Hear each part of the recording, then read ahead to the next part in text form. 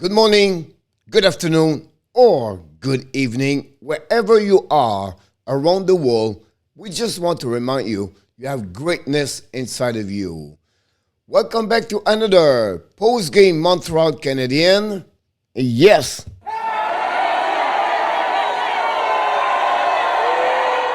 they did it again. They lost for the seventh time in 9 games.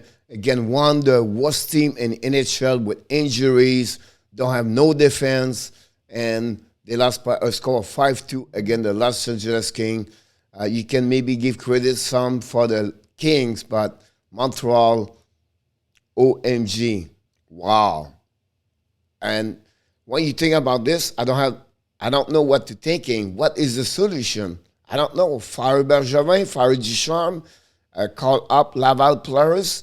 I don't know, because this team right now is not going well. And it just, as a fan, you are, like me, very frustrated, disappointed, and you don't understand maybe, like me, what's going on inside that team. Is it really Price, Perry, Stahl, Weber, Biron, Dano, Tatar? Is it really them what's making the difference for the Stanley Cup final at the last season from the Montreal Canadiens? Only them? What's going on with Suzuki, Caulfield, and Toffoli? What Jeff Petrie? Oh my God! I don't know, guys, but right now it's not looking good, guys. So let's dive in about the post game number 9 of the Montreal Canadiens, the Bleu Blanc Rouge. But before we start to talk about the post game, all the stats and what I think about the game, first I'll invite you. Don't forget to subscribe to the Hockey Nation Live Show on the YouTube channel and Facebook page. If you enjoyed this video, please click on the likes. And finally, of course, tell us your comment. Tell me what you think about the Montreal Canadiens, about this game, but also since the beginning of the year. Right now, it's not looking good. So let's talking about the score sheet of the game. During the first period, we have only one penalty for the Montreal Canadiens. Los Angeles Kings did not score. And the game, the first period, guys, it was not excited. It was back and forth, but not great chance overall. Maybe only 1-2 for the Los Angeles Kings, 1 for the Montreal Canadiens. That's pretty much what we got during the first period. Quiet for the goaltender, bad execution overall, and then but the Montreal Canadiens scored for the first time, but the third time in 9 games, the first goal of the game. Josh Anderson, after a great pass for Dave Orek, a wrist shot, great from Josh Anderson. It was the second goal of the year. Dave Orek and Romanov got an assist on that one at 18-22. So it was great to see Montreal Canadiens finish strong that period, take the lead 1-0. And the shot after 20 minutes was 10-8 for the Los Angeles Kings. And I don't know what happened after that. The Montreal did not show up great at the beginning of the second period. They was flat a little bit. And then, of course, the Kings took advantage of this because Petersen, great transition, great pass from Kopitar, and come in on the right side, beat the defenseman for the Montreal Canadiens. A great wrist shot on the right side of Jake Allen, and tied the game 1-1. It was the second goal with the Kings for Petersen. Kopitar and Mata got an assist at 4:31.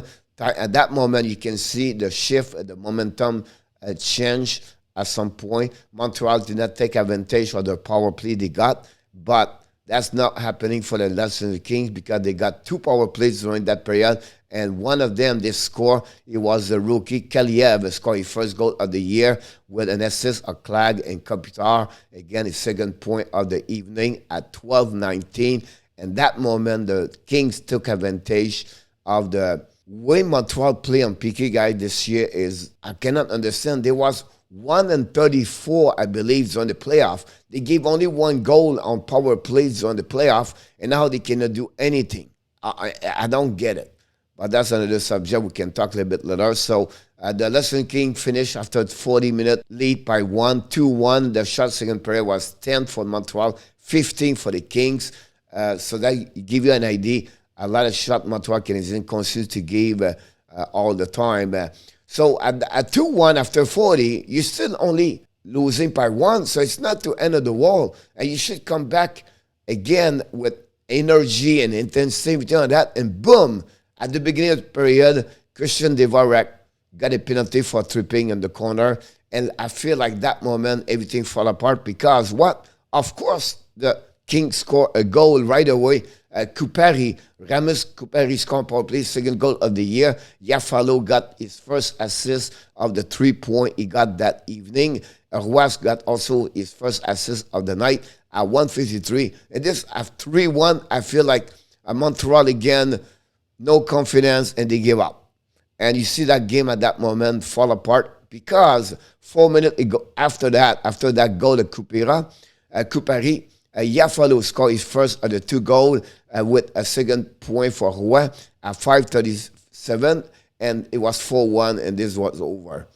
And 9 minutes later, on power play again, for the third time of the night, the Kings score. Alex Iafallo scored his third of the season.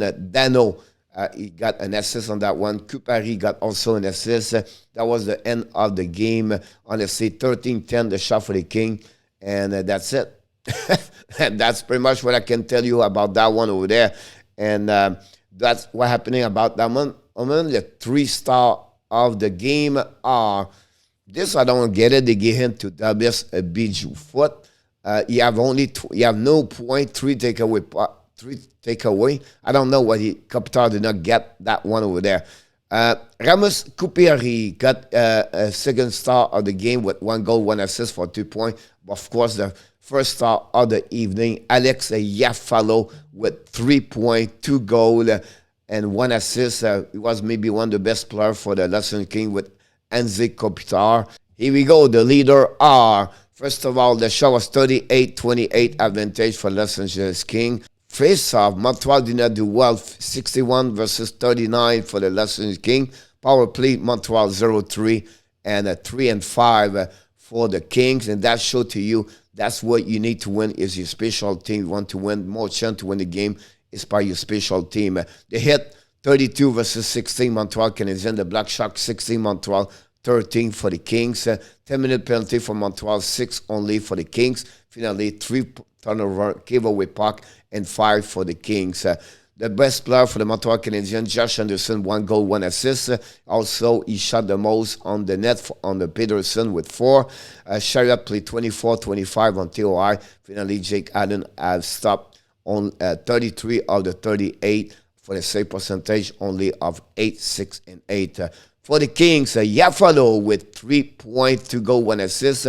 Dawson Brown, the captain, shot 5 times on Jake Allen. The TOI, it's a Roy at 21:51, and finally Petersen overall have a great evening. Stopped 26 of the 28 shots he faced yesterday for a save percentage of 92.9. I apologize for that one over there. So let's jump in about what I believe about that game, guys. First of all, they lost 5-2.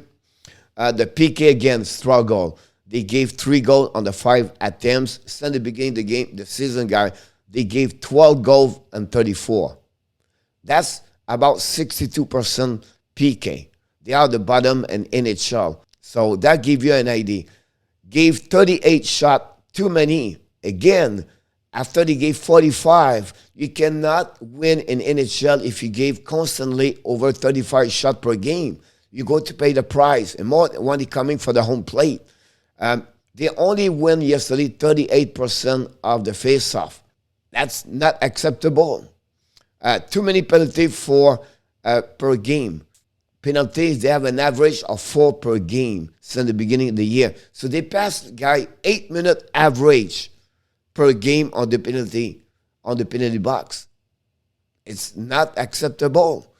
Bad execution passing. This is something we repeat all the time after the post game. They don't execute well. The passing is not there. They don't have that kind of transition with speed passing to play tape to tape. When you get those kind of the tape to tape on your speed during the transition, you're going to be the defensive side all the time. Or you down the puck, you're going to be full speed. Look, Tampa Bay does this so much great about that one over there. And not skating enough forecheck. They don't forecheck enough. They don't press enough. That's another problem they have in the Montreal Canadiens. And finally, too many passengers right now. They're just watching, they're just looking, and that's the reason they are 2-7-0. Frustrated, yes, I am. I don't know if you are, but me, I am. Like we do at the end of the post game, we talk statistic happenings during the game on the analytic. You can see now what's going on the graphic on that one. Great performance, Josh Anderson yesterday. You can see over 2.5. And Nico, not too bad. They were Kolak for the second game to do very well. Zuski Caulfield a little bit better on that one over there. 240 also. But look at the bottom. Hoffman, maybe one of the worst game for Mike Hoffman with Montreal Canadiens. Jeff Petrie guy again. Perrault struggled a little bit. Ben Chariot overall not too bad. But again, Gallagher under the one over there. You can see by the graphic who does well, who does not do well. And this is not great when you see that not many players perform overall. The next graphic we talk about is the X goal for, X goal again. And all this sick, honestly, you need to know during the game, the TOI. You can look about this overall, but Josh Anderson was really the dominate player right now at 2.40. We don't like too much what Nico does on the defensive side, but overall, you cannot complain about him again. He was the second best player overall for the Montreal Canadiens. Dave Warwick also. That's a little bit complete, the graphic you saw earlier. And this one give you more what the performance, but had too many players are minus. Likonen, Pocket, Romanov, and then Armia, Gallagher again. Armia, Gallagher, and of course Petersen. At the beginning of the year, they struggle, to be honest with you. The next graphic I want to talk about is the shot. And this from Montreal yesterday. A little bit, not better, but a little bit inside the home plate. I like the fact they have about 10 shot, 8 shot beside Petersen. But again, I think Montreal have to get more shot on the home plate. What are you talking about? It's the home plate is the formation from the goal line to the dots to the top circle. Look, the Los Angeles Kings yesterday, 26 shot, all 5 goals coming where? For the home plate. And this is the fact. And you have to score from that area over there.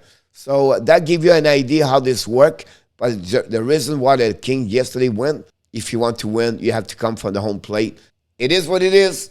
It's going to be a long season. The good news, they play already 9 games. The bad news, they still have 73 more games to play.